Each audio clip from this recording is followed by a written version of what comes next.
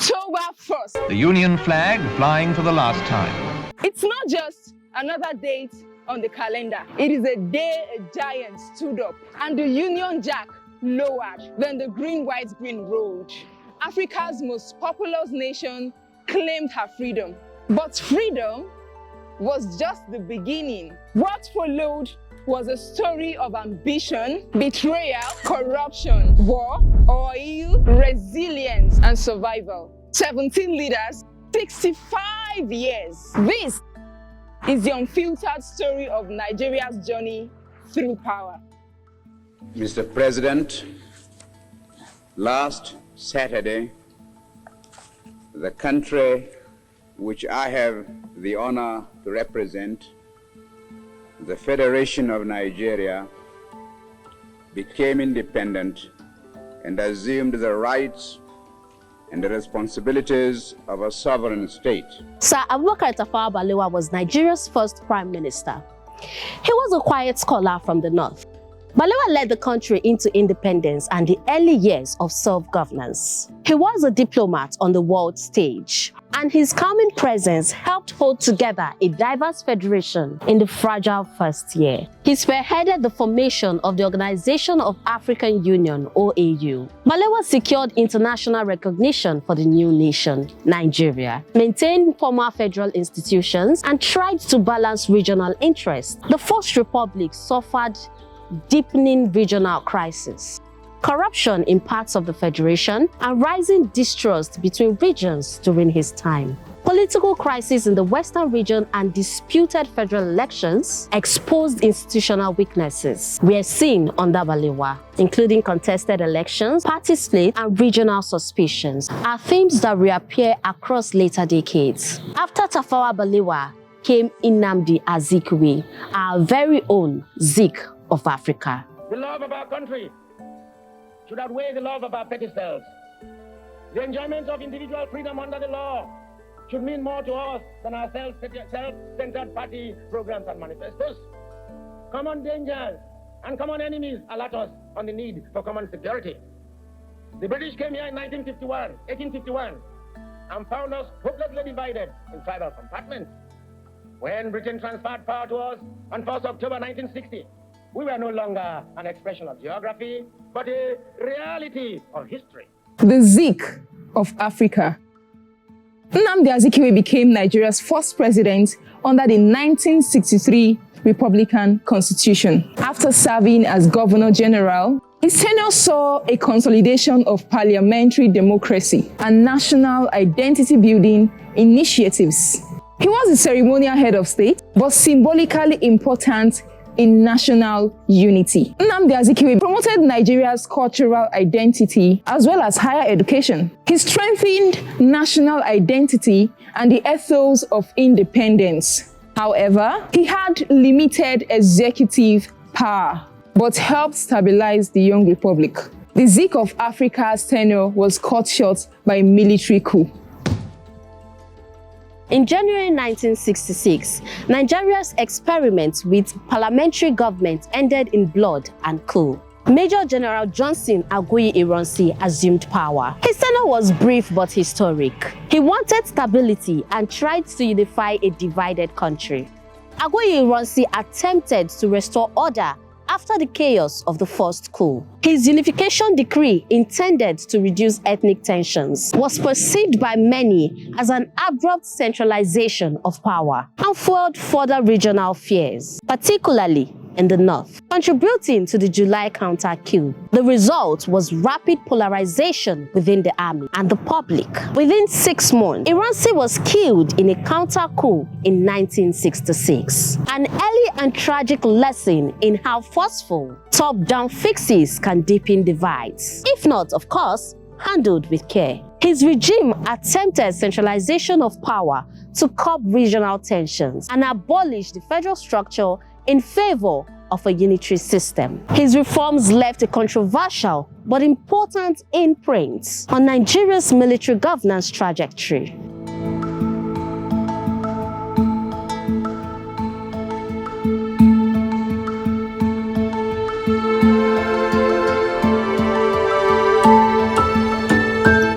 In 1966, Yakubu Gowon took over during the crisis. He was young, and for him, the overriding task became like a survival of the republic. In May 2, July 1967, the Eastern region declared itself the Republic of Biafra. That declaration triggered the Nigeria Civil War, a 3-year conflict with catastrophic human costs. Modern scholars put the time frame of the war between 1967 and 1970 and estimate that civilian death, largely from starvation, may have ranged from hundreds of thousands to more than 1 million. This war reshaped Nigeria's demography, economy, and politics. It kept the federation together, eventually secured victory, launched post-war programs of reconstruction, rehabilitation, and reconciliation. Yakubu Gowon created the NYSC to encourage national integration and presided as oil revenues began to grow. He initiated in 1975 12 state structures to reduce ethnic tensions with the post-war reconstruction and no victor, no vanquish policy. All of this to promote healing and reconciliation. Wartime centralization and post-war patronage helped entrench a culture of military dominance in politics. Promises of a full return to full citizenry were delayed.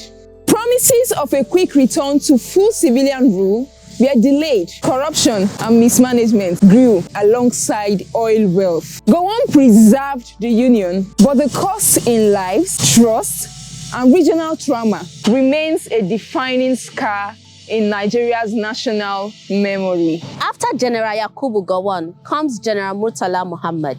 Murtala appeared like a shock treatment, energetic, plumb, and determined to clean up Nigeria. Nigerians loved him for it. He launched anti-corruption campaigns and civil service reform, fired thousands of corrupt and inefficient civil servants, reorganized ministries, set up anti-corruption drives, and moved decisively on foreign policy, making Nigeria more assertive in African affairs. Murtala also initiated planning to move the federal capital to a neutral central location, which we know today as Abuja. He also initiated preparations for the 1979 democratic elections, thereby setting the path for civilian rule. The purges were often abrupt, sometimes arbitrary, and mechanisms for due processes were weak. His reforms were also cut short. Murtala was assassinated in February 1976 in a failed coup. The idea of a new capital and a tougher approach to public sector reforms traces back to his short but symbolic role.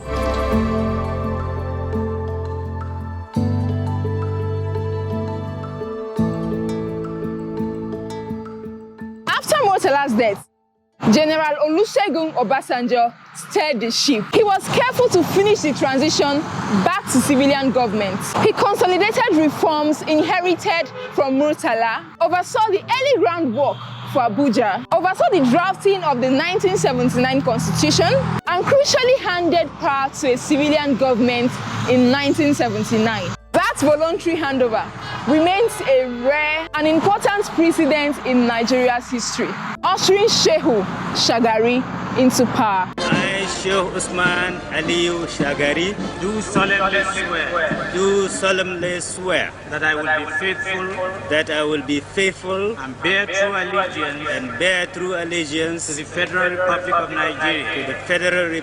of Nigeria. The Second Republic raised hopes that democracy will endure. Shehu Shagari promised development and stability. He initiated economic policies focusing on agriculture and industrialization, with early programs on housing, education, and infrastructure. A measure of openness in civil society returned. His tenure setbacks include inflating oil prices, borrowing mismanagement, and growing corruption, which weakened the economy. Shagari was faced with economic challenges, including inflation and unemployment. A controversial 1983 election that was widely criticized for irregularities seriously undermined legitimacy. By the end of 1983, the military, led by Major General Muhammadu Buhari, returned to power. Gentlemen, as has already been announced, the Supreme Military Council met yesterday and after an exhaustive deliberation, approved your appointments as military governors for the 19 states of the Federation. Your choice for this assignment is based mainly on your personal merit and the confidence which the members of the Supreme Military Council have in your ability to discharge the responsibilities of a military governor in the best interests of the Federal Republic of Nigeria and without fear or favor, affection or ill will, in accordance with the oath which you have just taken. Fraud, indiscipline, corruption, squandermania, misuse and abuse of public office for self or group aggrandizement, which had assumed debilitating proportions in the last few years, will be dealt with ruthlessly, no matter whoever may be involved. Buhari's first regime was about discipline.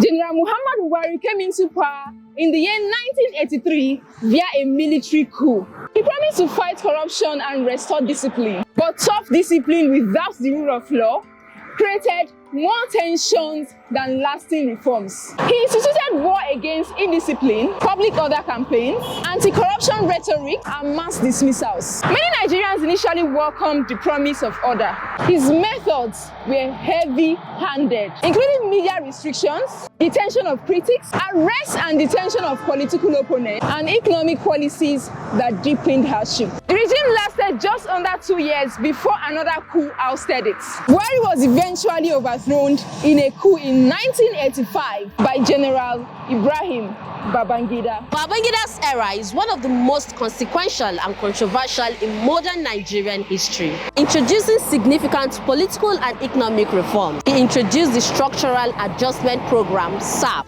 devaluations, subsidy reductions, and trade liberalization. The program was designed to stabilize and restructure the economy under IMF and World Bank guidance. SAP changed businesses and banking in Nigeria, but also produced inflation, painful austerity, and popular hardship. Babangida ran a long transition program and then presided over the popular June 12, 1993 elections. The election was believed to have been won by MKO Abiola. However, the annulment of that election on June 23, 1993 provoked huge national outrage and a crisis of legitimacy that reverberates till this day. Economic liberalization has lasting effect. Politically, the annulment damaged trust in state institutions and set off a chain that led to brutal military rule later in the decade. Babangida resigned in 1993, paving the way for an interim government. I, Ernest Adegunle Oladende Sonekon, do solemnly swear that I will be faithful and bear true allegiance to the Federal Republic of Nigeria, and that I will preserve, protect, and defend the Constitution of the Federal Republic of Nigeria. So help me God. Shonekan tried to steady the ship, but lacked legitimacy and popular support. Within months, Shonekan was removed by Sani Abacha. But his brief tenure is, however, very important as a transitional punctuation between Babangida's resignation and Abacha's seizure of power. He attempted to stabilize the political situation, but he faced serious challenges. Shonekan was eventually overthrown by a military coup in November 1993. So far, Shonekan's tenure is the shortest in Nigeria's leadership history. Consequently, the following decisions come into immediate effect.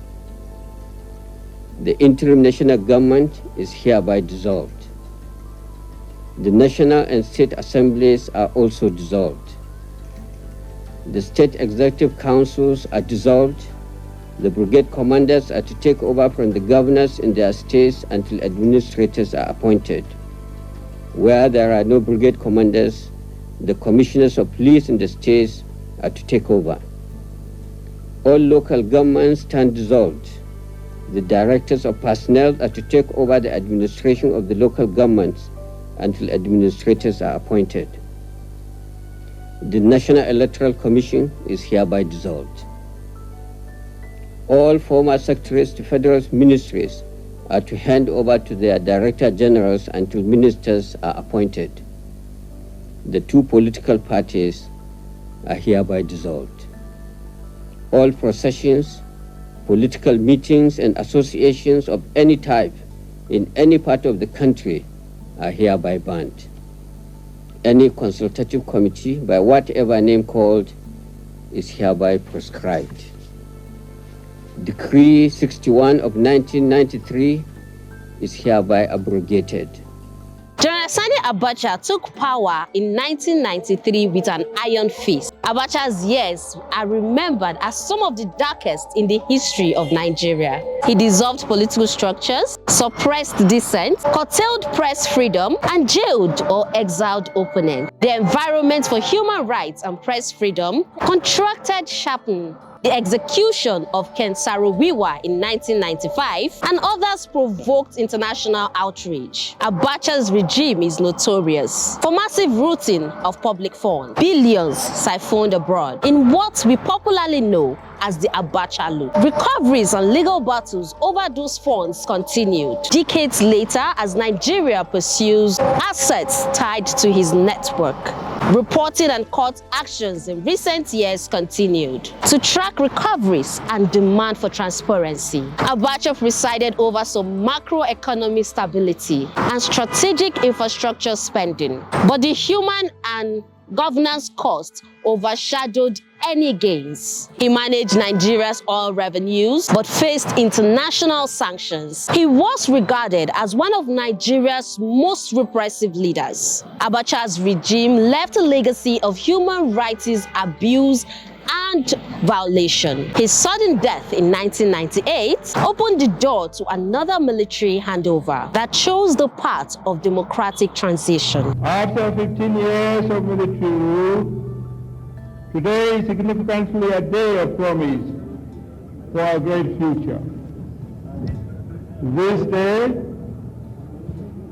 May 29, 1999, must rank second only to 1st October 1960, the day of our national independence from Britain. General Abdulsalami moved quickly to charting a return to civilian government in 1998 after Abacha died. He released political pioneers, set up a timetable for elections, reconstituted electoral machineries. He oversaw the drafting of a new constitution. He eventually handed power to an elected civilian government in May 1999. A very short but decisive transition that enabled the Fourth Republic. It was a turning point for institutional recovery and peaceful handover to power to President Olusegun Obasanjo. Olusegun Obasanjo returned to government as an elected civilian president in 1999. I, Olusegun Obasanjo. I, Olusegun Obasanjo. Do solemnly swear. Do solemnly swear. That I will be faithful.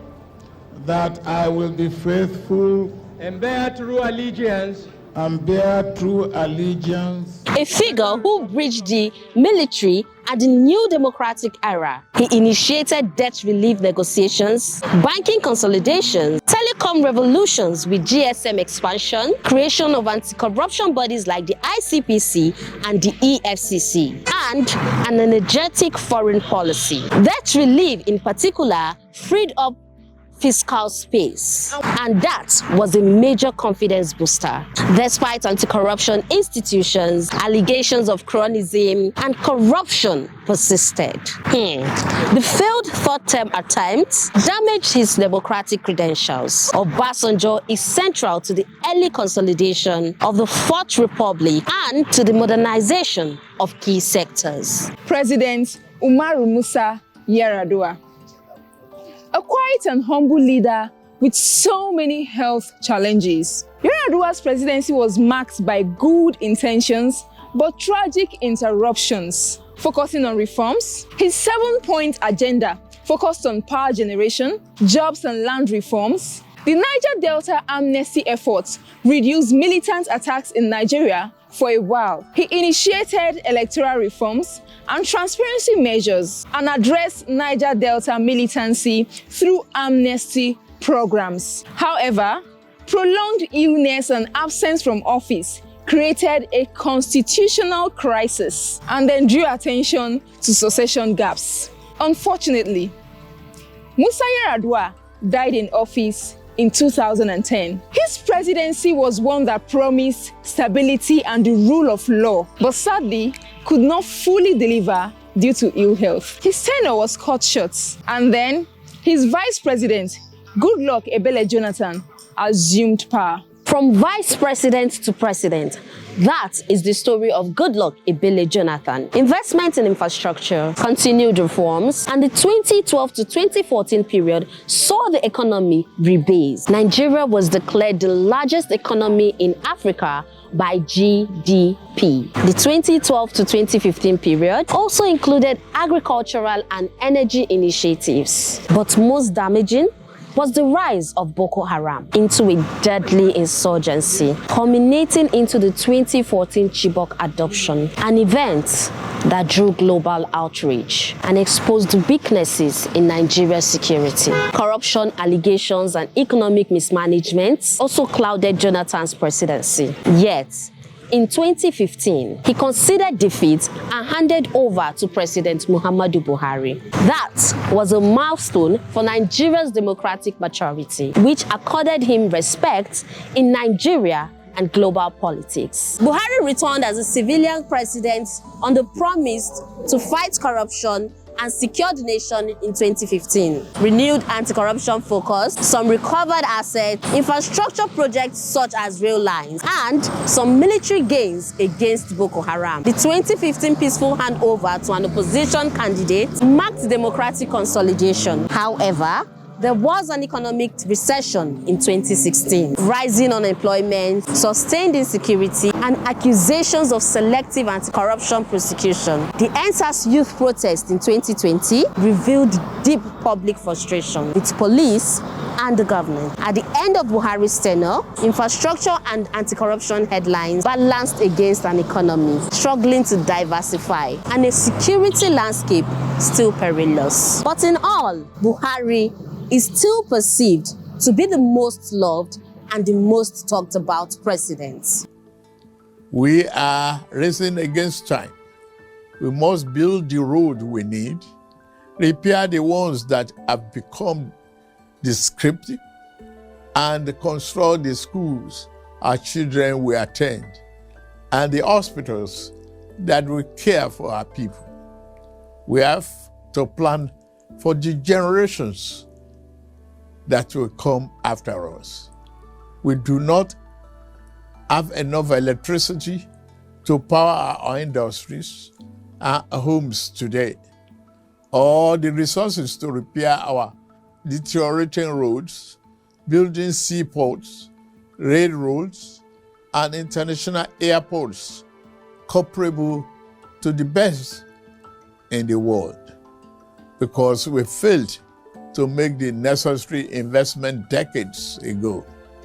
Our administration is setting things right now. I'm pleased to report that we have finally turned the corner. The worst is over, I say. Yesterday's pains are giving way to relief. I salute your endurance, support, and understanding. I will continue to work for you and justify the confidence you repose in me to steer the ship of our nation to a safer harbor. And our current president, Bola Ahmed Tinubu, alias Bats, Asiwaju baby, like some of his female loyalists call him. Tinubu began his term with immediate sweeping reform. At his inauguration on May 29th, 2023, President Tinubu declared to Nigerians that fuel subsidy will be removed. And that move instantly pushed petrol prices much higher, sparked protests, and led to dramatic price adjustments at the pumps. That removal and other macroeconomic moves, including a floated exchange rate, were all intended to fix public finance, but has also caused severe short-term pains and inflationary pressures on Nigeria. President Tinubu's tenure is still ongoing, so the long-term assessment will depend on how reforms are implemented, whether growth reaches ordinary Nigerian citizens, and whether insecurity declines. So far, the early years of President Bola Ahmed Tinubu have been high impact and controversial. From 1960 till today, Nigerian leaders have taken us on a really long, bumpy ride. Sometimes forward, other times backward. If there is one thing we have learned, it is that institutions truly matter. Strong checks and balances, credible elections, and a justice system that works. These are the things that turn promises into progress and reforms into legacies and scorecards. Hausa, Yoruba, Igbo, and the over 250 languages that spice our tongue. One thing bounds us together. From one regime and one tenor to another, we are Nigerians. As we celebrate our independence, we owe it to the past and to the future to learn these lessons and demand the leadership and institutions that will make them true. Because the labors of our heroes past must never and shall never be in vain. Happy Independence, Nigeria!